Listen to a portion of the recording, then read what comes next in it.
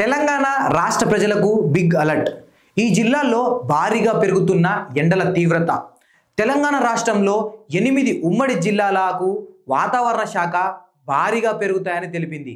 తాజా అలర్ట్ ప్రకారం నిజామాబాద్, మెదక్, భద్రాచలం, మహబూబ్ నగర్, రామగుండం, ఆదిలాబాద్ జిల్లాల్లో సాధారణ రోజుల కంటే భిన్నంగా 36 డిగ్రీల ఉష్ణోగ్రతలు నమోదు కానున్నాయి. అలాగే ఖమ్మం, హన్మకొండలో 35 డిగ్రీల ఉష్ణోగ్రతలు నమోదు అవుతాయని వాతావరణ శాఖ తెలిపింది. పెరగనున్న ఉష్ణోగ్రతలను దృష్టిలో పెట్టుకొని ప్రజలు నడుచుకోవాలని, లేదంటే ఎండ తీవ్రత వల్ల తీవ్ర ఇబ్బందులు ఎదుర్కొంటారని ప్రకటించారు.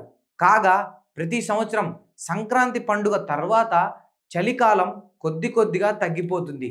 చివరగా మహాశివరాత్రి నుంచి చలికాలం పూర్తిగా మాయమైపోతుంది. ఈ సమయంలో చెట్ల ఆకులు రాలడంతో పాటు పొడి వేడి గాలులు వీస్తుంటాయి. దీంతో రోడ్లపైకి వెళ్ళే ప్రజలు తీవ్ర ఇబ్బందులు పడటంతో పాటు డీహైడ్రేషన్ బారిన పడుతుంటారు. ఈ ఎండ తీవ్రతలను ప్రజలు తట్టుకునేందుకు గాను శరీరానికి నిత్యం మంచినీరు అందించాల్సి ఉంటుంది.